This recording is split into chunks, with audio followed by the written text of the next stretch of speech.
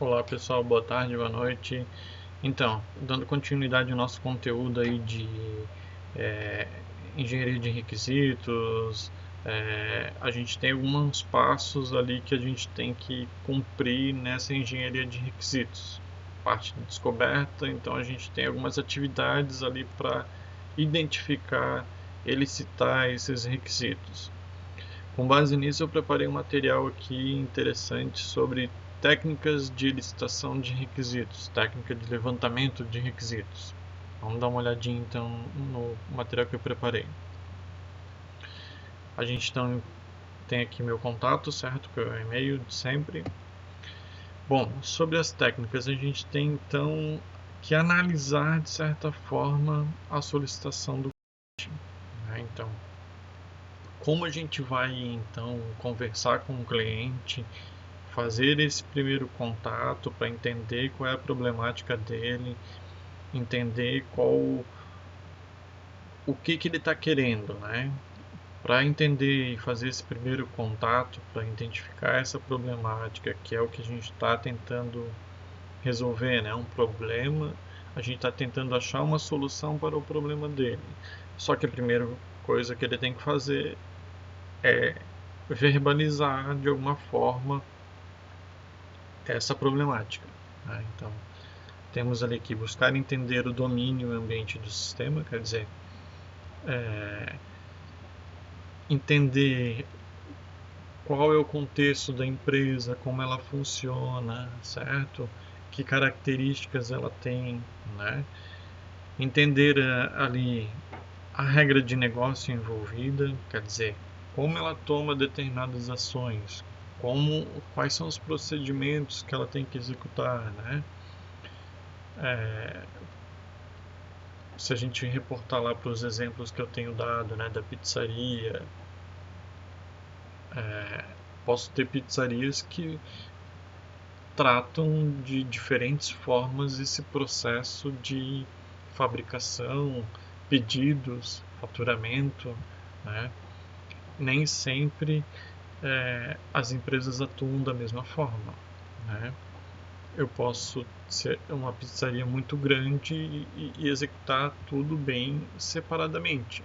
Um faz a massa, outro trata do recheio, outro trata do pedido, outro trata do pagamento, outro trata lá da retirada, outro pode ser retirado em balcão, outro pode fazer a tela entrega, né? Os pedidos por tela entrega podem ser por call center, por WhatsApp, né? Os pedidos presencialmente pode ser outra equipe que faz, né? Então, faturamento, se for teleentrega o office boy faz, se for presencial no office boy vai ser né, o atendente lá. Então, veja que pode ter bastante questão de regra de negócio envolvida. Quantos recheios cada pizza tem também poderia ser, né? Eu posso escolher 3 sabores. Não, na minha pizzaria pode escolher só um sabor e deu. Não tem mais que. Não pode escolher mais sabores na mesma pizza, né? Então, tá vendo? Isso já pode ser uma regra de negócio, né? Tem a ver com o contexto da minha empresa, da minha situação. Então, primeiro eu tenho que entender o domínio e o ambiente, que de repente eu posso querer instalar o sistema, as regras de negócio envolvidas. E para isso a gente então vai registrar os entendimentos da solicitação como certezas, dúvidas, opiniões. A gente pode estabelecer algumas características e a gente ainda não ter certeza porque a gente ainda não fez uma proposta efetiva para o cliente, certo? Então a gente vai fazer anotações desses entendimentos. E é claro que com base nesses entendimentos a gente vai acabar tendo que refinar isso. E talvez essas técnicas para levantamento de requisitos, elas nos auxiliam, nos ajudam para isso, para a gente chegar nesse encaminhamento, a refinar então esses requisitos e retirar essas dúvidas, essas incertezas, essas opiniões que a gente tem. Aí a gente então vai ter sobre o processo de descoberta de requisitos, por exemplo, um dos primeiros pontos que eu posso querer avaliar. Então a gente tem, além da descoberta, a gente tem entrevista, a gente tem cenário, a gente tem caso de uso, etnografia, questionário, brainstorm. A gente vai dar uma olhada em cada um deles para que a gente entenda então cada um desses processos. Primeira fase então dessa descoberta, né, de requisitos. A gente tem levantamentos por ponto de vista, né? Esses pontos de vista eles podem estabelecer, né, diferentes formas com que cada pessoa observa aquilo, ou o que é interessante para cada uma das formas. Por isso foi até interessante ali a questão do jogo, porque aquele joguinho que a gente fez lá mostra isso, né? Secretaria tem uma visão, direção já tem outra visão de funcionalidade para o meu sistema. Então, em uma empresa de tamanho médio ou grande, existem vários stakeholders ou interessados, né? Partes interessadas. Cada parte interessada tem um ponto de vista diferente, né? Como o joguinho lá, né? Então, no sistema acadêmico, a direção tem um ponto de vista, a secretaria tem outro, o estudante vai acabar tendo outro ainda. Então, cada um vê esse problema, né? Que é o que a gente está tentando resolver, de uma forma diferente. Então, o objetivo desse levantamento de ponto de vista é conhecer o problema por várias perspectivas. Aqui eu trouxe um outro exemplo, né, sempre buscando trazer exemplos diferentes para que a gente consiga compreender essas formas de avaliação. Então, tem aqui ponto de vista de um banco, né, no caso de a gente ter um sistema bancário, né, o que a gente tem que observar nessas questões de ponto de vista. O titular da conta seria um ator desse sistema, né, ou uma pessoa interessada nesse sistema. O que ele pode fazer ali? Ó, retirar dinheiro, consultar saldo, pedir cheques, enviar mensagem, desbloquear cartão, executar transação, pedir extrato, transferir fundos, contrair o empréstimo. Seriam ações rotineiras de uma pessoa que utiliza o banco como titular de uma conta corrente, de uma conta poupança, enfim. Já uma pessoa que não é titular da conta e vai utilizar lá um sistema bancário, de repente ele pode fazer algumas ações também nesse sentido.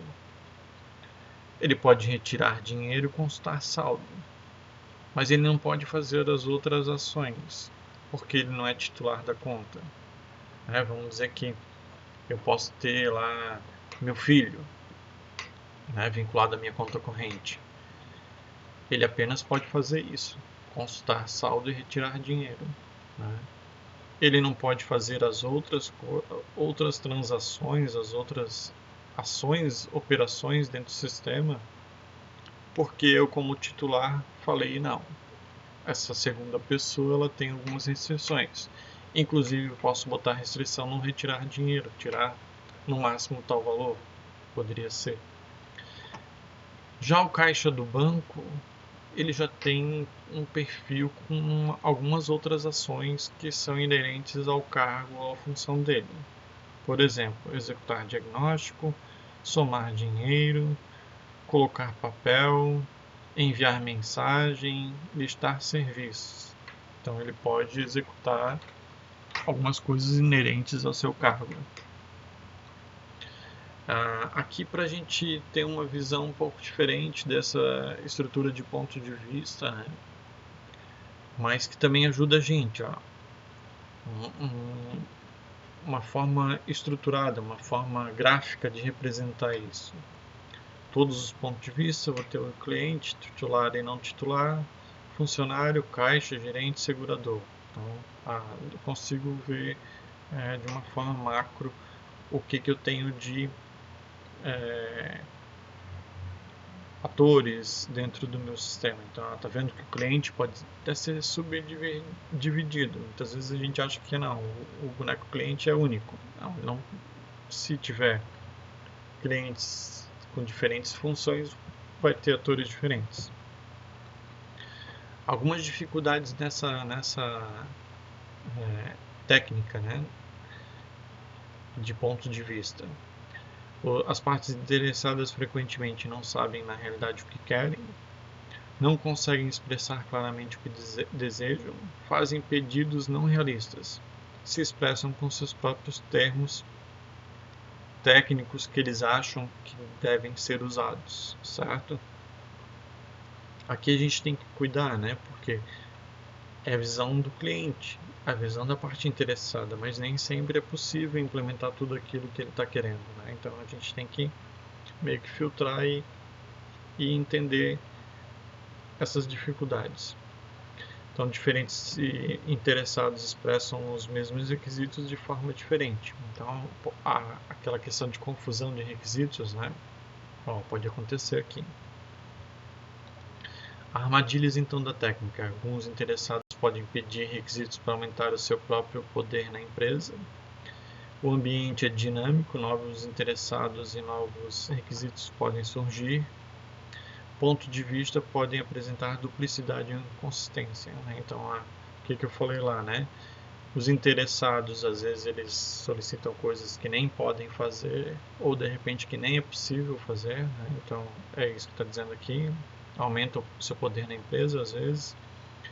O ambiente é dinâmico, então essas questões de partes interessadas muitas vezes vão mudando no decorrer do sistema, então a gente tem que pensar num planejamento de um ciclo de vida do sistema, que pode até ser de melhoria no futuro.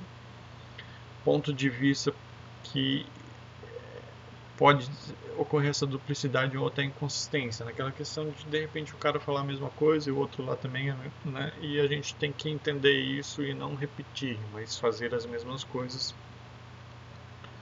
uma vez só, né? Então a gente tem que filtrar esses requisitos também.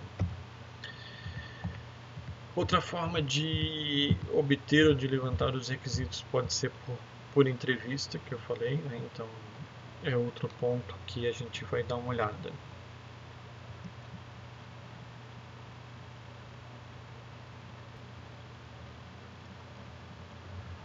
Então, entrevista, né? A gente tem, dentro desse modelo de entrevista, a gente tem justamente as perguntas que a gente vai fazer ao cliente, né?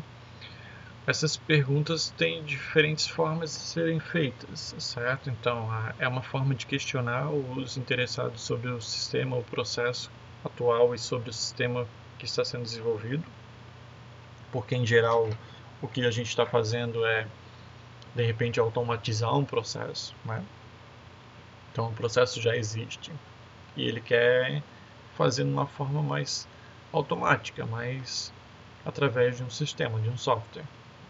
Então a gente tem diferentes tipos de fazer essa entrevista, como eu falei. Entrevista fechada, conjunto pré-definido de perguntas, né? Então vou lá antes, pesquiso algumas perguntas daquele contexto e já enumero elas para chegar lá já com elas prontas, né? E algumas entrevistas podem ser abertas, sem uma agenda pré-definida. Então se adapta para explorar o conhecimento do interessado, do stakeholder, né? Então, sem eu fazer nenhuma pesquisa prévia, vamos dizer assim, sem pensar no que eu vou perguntar lá, vamos supor um repórter, né, perguntando para o cliente.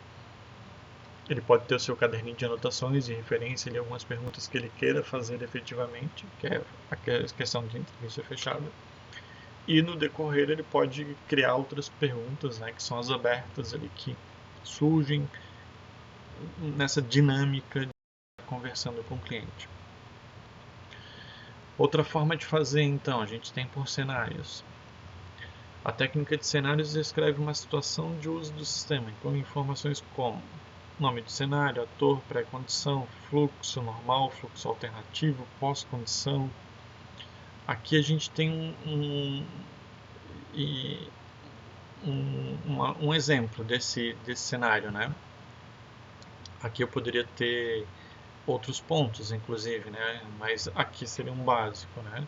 Nome, ator, pré-condição, fluxo, pós-condição. Então, seguindo esse básico, naquele exemplo de caixa eletrônico lá de sistema bancário, a gente tem aqui um cenário que seria o sacar dinheiro. Então, dentro daquele ponto de vista, a gente identificou um cenário de sacar dinheiro e como esse sacar dinheiro iria funcionar lá num caixa eletrônico, que seria o ATM. Eu botaria o correntista ou o cliente que é titular ou não titular, certo? Porque sacar dinheiro pode ser qualquer um deles, então ali eu estou botando ator correntista. Pré-condição, conta e senha válida, quer dizer, ele tem que ter uma conta no banco, tem que ter um númerozinho lá e tem que ter a senha para ser acessado. Como vai funcionar o fluxo? Entra com o valor do saque, confirma dados de operação, debita valor da conta do cliente. Fluxo alternativo seriam os fluxos de exceções ou alternativos ali que pode ocorrer, certo? Então, se ele entrar com um valor de saques maior do que ele tem na conta, pode dar lá saldo insuficiente.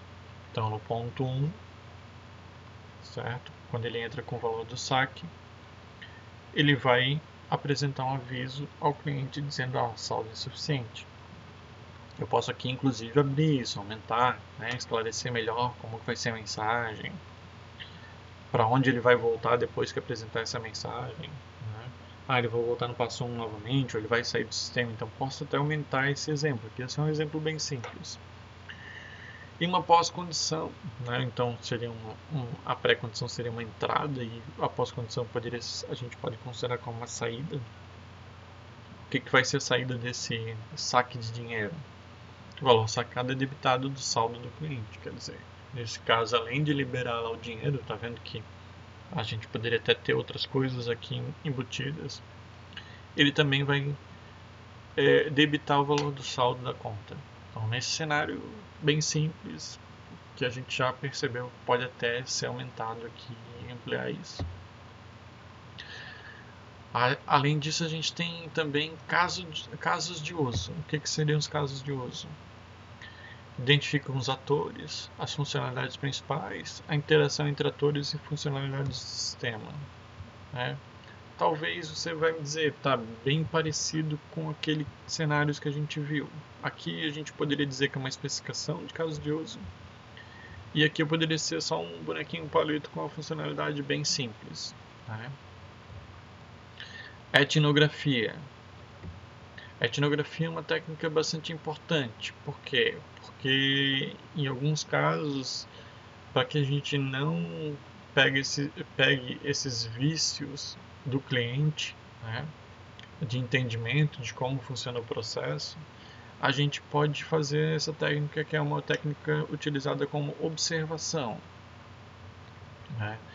Essa observação ela pode ser, inclusive, feita de uma forma anônima. Né? Então, o engenheiro de requisitos pode inserir uma pessoa lá no ambiente de forma anônima para observar como ele trabalha no dia a dia, como ele faz as tarefas dele rotineira que ele quer automatizar no seu dia a dia.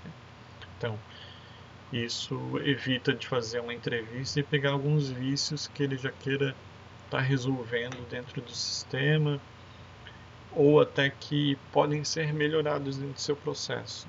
Então, ali, o analista se insere na organização do cliente, observa o trabalho e anota as tarefas que o funcionário faz. Ela é eficaz, então, para descobrir como as pessoas realmente trabalham, porque nem sempre ele consegue me esclarecer isso, né? Por estar tão implícito como ele faz, ele não consegue deixar claro. Para descobrir a cooperação e conscientização das atividades de outras pessoas, né? Então, de repente até tem interação com outros grupos, mas ele não consegue expressar isso na hora de falar. Para desenvolver um protótipo, de repente fica interessante fazer o protótipo disso. Para descobrir importantes detalhes que outros métodos omitem. Então, é o que eu falei. De repente, todos aqueles outros formas não conseguem identificar tudo o que ele faz. Tem outra forma de fazer também, que seria por questionário. Questionário é bem semelhante com entrevista, mas aí, entrevista eu tenho que ir lá pessoalmente, eu tenho que ir lá constar a pessoa. O questionário eu posso fazer de outra forma, posso mandar por e-mail, posso mandar por WhatsApp. Então, também são perguntas, né, que a gente vai acabar fazendo com outro retorno, né? Eu vou poder ter, por exemplo, um Google Forms ali que eu mando para o cliente e depois eu tenho uma estatística de como